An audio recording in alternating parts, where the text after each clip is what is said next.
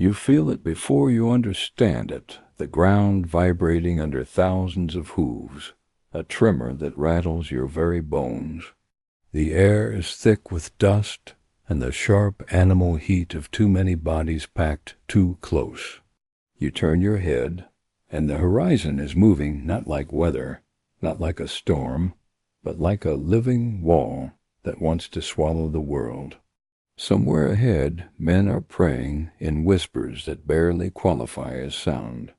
Somewhere behind, a city that already burned once is waiting to see if it will be erased for good. And then the impossible happens. The defenders don't run. They don't even surge forward. They build a line that doesn't look like an army at all, a chaotic structure of wood, wheels, and iron, a fortress that isn't supposed to exist on open ground. They're preparing for a battle that will become a massacre, driven by a ruler who is both savior and monster. But how do you stop an army of 120,000 with nothing but wood and desperation? The answer is the darkest secret in Russian history. Only later would chroniclers attach names and numbers to the nightmare. Only later would it be branded as strategy, as necessity, as salvation. But in the moment, it felt like a secret being performed in public.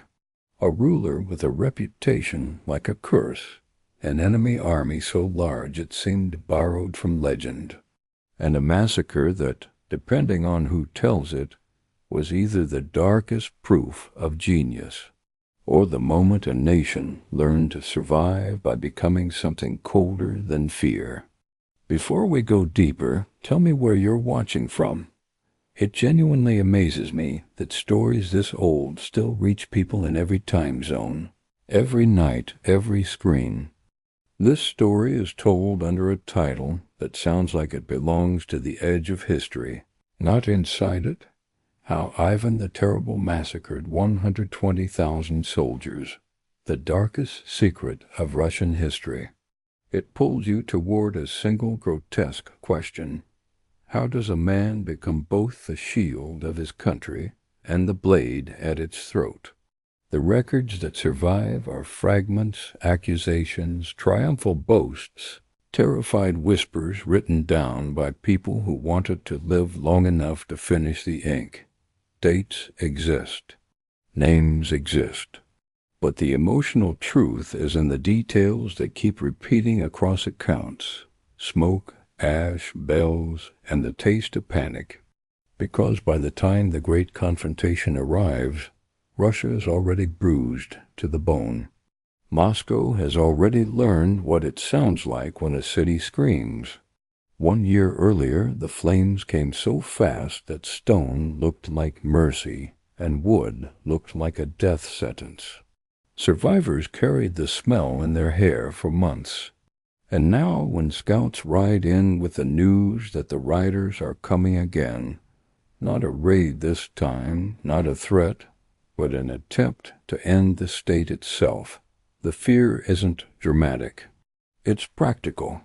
It's the fear of mothers who remember the last time they hid children in cellars and found only silence when they came back up. Ivan IV is already infamous, not because of a single act, but because of the pattern.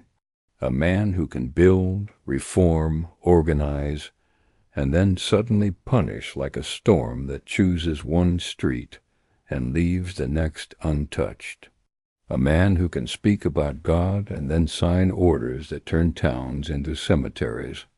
And when the country hears the number that follows the approaching army, minus 120,000, the mind can't hold it. It becomes myth-sized. It becomes the kind of figure people repeat because repeating it is easier than picturing it. If this were only a story about a battle, it would be simpler. But the title you came for promises something else. A massacre, a secret, the darkest kind of victory. And that's where the paradox begins, because the closer you look, the more you realize the horror is not merely in what happens to the enemy. It's in what happens inside the defenders, too. In the decisions that make survival possible. In the moment when protecting a nation starts to look identical to destroying a human being. The road to that moment starts in humiliation.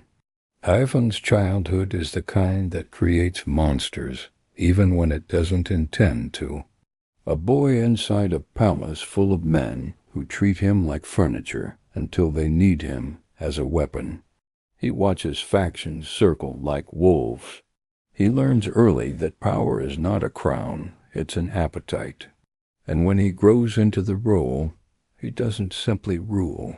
He claims a title meant to change reality. Tsar, not just a prince among princes, but an emperor in spirit, an announcement that Russia will no longer bow as a collection of frightened rooms inside a burning house. But ambition attracts consequences the way blood attracts dogs. South of Moscow, the steppe is not empty. It is a highway for people who live in the saddle. For generations, raids have been a rhythm, a brutal economy. Villages become smoke, captives become currency, and the terror becomes a tool sharpened by repetition. The Crimean power that rises after the fragmentation of older empires doesn't need to conquer in the way European states imagine conquest. It only needs to remind you that you are reachable, that you can be hurt whenever it chooses. Now picture a witness, not a prince, not a commander, just a man who writes because writing is the only way he knows to keep the world from dissolving. In Moscow, after the catastrophe of the previous year, he has seen blackened churches like broken teeth. He has walked streets where the air still tastes like burnt fat. He has heard the bells ring not in celebration, but in warning, frantic and irregular, like a heartbeat losing discipline. This witness does not know strategy. He knows what happens when the steppe arrives at your door. He hears the rumor first. The enemy is coming again, and this time they are not content with flame. They want annihilation. The rumor spreads the way sickness spreads, through touch and breath and shared panic. Soldiers in taverns stop laughing. Priests change their sermons. Merchants start moving valuables into hidden rooms. But the most terrifying change is quieter. People begin to look at each other with suspicion, because when doom approaches, someone always asks who invited it. Ivan understands that part better than anyone. He has built an entire machine out of suspicion, the oprichnina. Men dressed in black, symbols of death hanging from saddles like a theater of dread. In the national memory, these are not simply enforcers. They are the embodiment of a ruler's paranoia turned into policy. They confiscate. They torture. They execute. They make loyalty visible through suffering. And even if some of the most lurid details grow in the retelling, the emotional effect is clear. The country is trained to fear its own government almost as much as its external enemies. That matters because when the invasion threat returns, Russia is not just preparing to fight an army. It is trying to fight while traumatized, trying to assemble courage in a society that has been taught that the wrong word can kill you. Imagine being a peasant levied into service. You fear the riders from the south, yes, but you also fear the messenger from Moscow, because he might accuse you of cowardice. And in Ivan's Russia, cowardice can be redefined as treason whenever it is convenient. So how does a state like that survive a force like that? Ivan does what desperate rulers do when the old pattern fails. He looks for a lever. He replaces commanders. He reshuffles authority. He chooses men whose experience is not just noble lineage, but intimate knowledge of the enemy's style of war. He needs someone who understands mobility, feints, and the psychology of terror.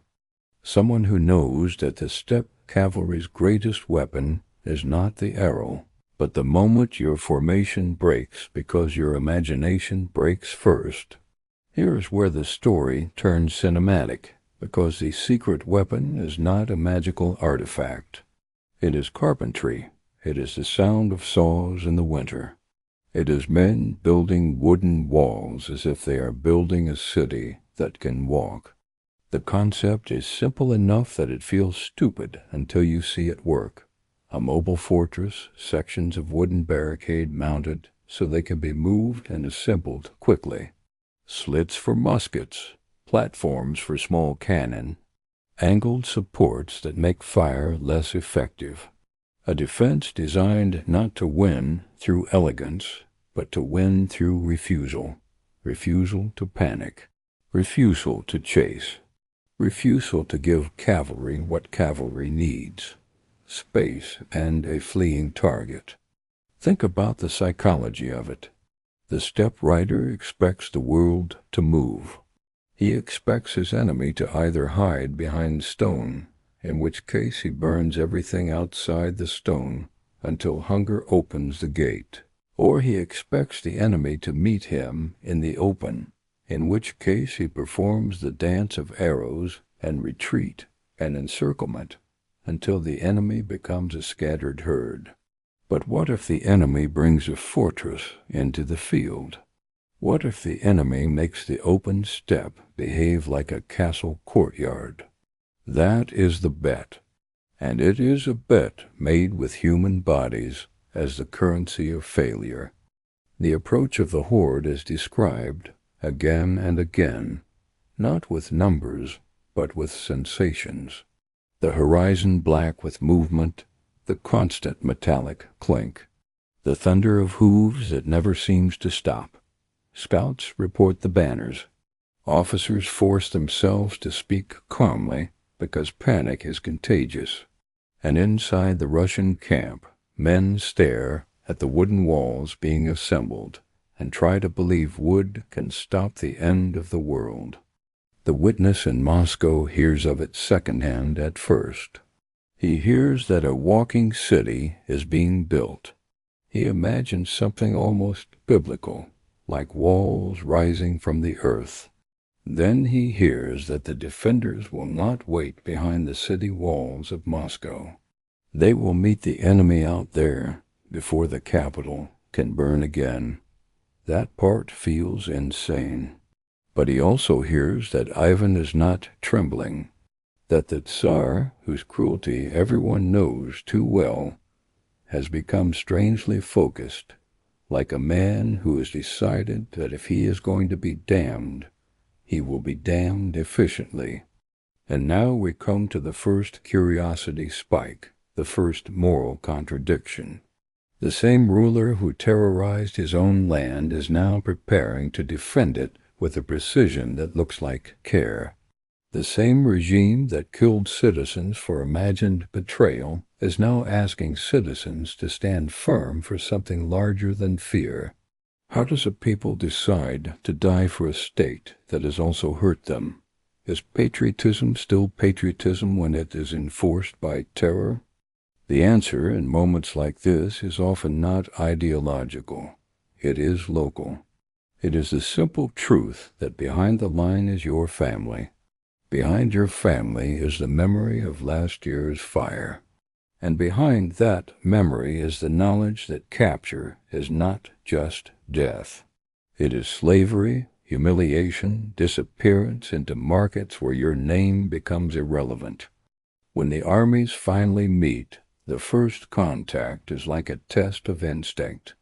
A Russian vanguard teases the enemy forward. Shots. Retreat. The riders chase because chasing is what they do. They expect the familiar collapse. Instead, they run headlong into a wall that breathes smoke. The first volley from behind those wooden sections changes the mood instantly. Not because firearms are new, they aren't, but because of how they are being used. From protected positions, in concentrated rhythm, with discipline. The effect on cavalry is brutal. Horses tumble. Riders slam into each other. Momentum becomes a trap rather than an advantage. Men who imagine themselves as predators are suddenly prey in a narrow kill zone. And here the massacre begins, not all at once, but in a pattern. Wave after wave, the attackers try arrows. The arrows thud into wood, many harmless, some lucky, but not enough to break the defensive rhythm. The attackers try closing distance. The closer they come, the more concentrated the fire becomes. They try to set the walls alight, only to find preparation has turned that tactic into labor under bullets. They try to overwhelm through numbers, and numbers simply provide more bodies for the lead to find. The second curiosity spike arrives when the enemy changes the nature of the assault. It's no longer just cavalry pride slamming into a barrier. It becomes combined force, infantry, artillery, professionals trained to hold formation under fire. The atmosphere shifts because now the defenders face something that looks like the future of war, not the past. Cannon impacts that splinter wood like bone, musket lines firing back. Moments where a section threatens to buckle, where panic tries to rise in the throat like bile. This is where you meet the human anchor on the battlefield itself, not just in Moscow. Imagine a young musketeer, not a hero, just a man with bruised shoulders from recoil, fingers raw from powder, eyes stinging from smoke. He has been told one rule until it became a prayer. Do not leave the walls, do not chase. Do not break the shell, because if you step into the open, the step will eat you.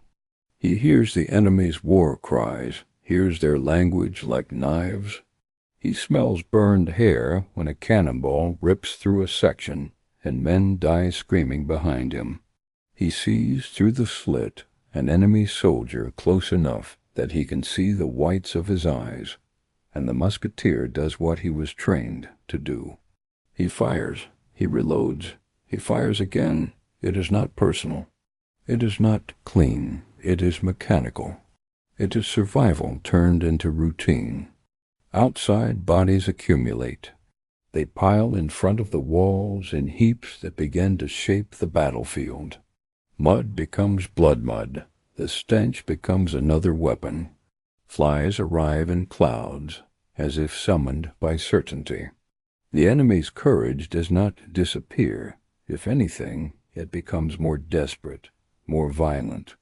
But desperation is not strategy. Desperation feeds the slaughter.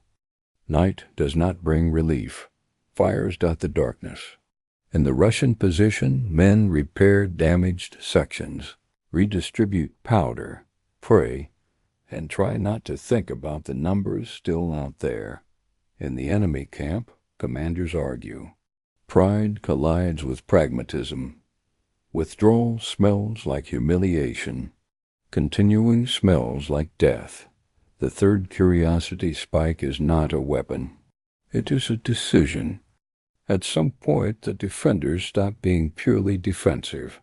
The fortress opens like jaws. A sortie in fog, a raid into the enemy's camp, a strike aimed not at glory, but at logistics and morale. Sleep becomes a vulnerability. Horses become targets. Supplies become flames. The raid's cruelty is the point. It is meant to fracture confidence, to make the enemy feel what the defenders have felt for generations, that safety can be murdered at dawn. This is the moment the title's darkness truly earns its weight, because the line between defense and massacre blurs. What begins as a tactical raid becomes an execution of sleeping men. What begins as necessary becomes intoxicating. The defenders learn that they can not only survive terror, they can manufacture it. The witness in Moscow, hearing rumors days later, will not describe it as fog tactics or disruption of supply lines. He will describe it as ghosts. Russians moving like shadows, slitting throats before screams can form. Tents bursting with gunfire. A camp waking into chaos so total that men kill each other in confusion. Whether every detail is precise doesn't even matter to the people repeating it. What matters is the emotional reversal. The hunted have learned to hunt. Soon, the great force sent to exterminate Russia finds itself exhausted, diseased, hungry, and uncertain. Days spent hurling itself at wood and smoke have drained its strength. Horses weaken, supplies thin, and commanders begin to sense the campaign is not a triumph, but a trap. The collapse comes not as a clean finale, but like a dam breaking. When the enemy tries to reposition and coordination frays, the defenders strike.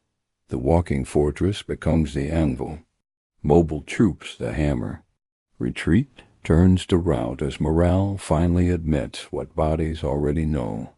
Then the killing spreads outward pursuit through forests, chaos at rivers, armor dragging men under, weapons discarded, pleas ignored. If you want the darkest secret, it is this.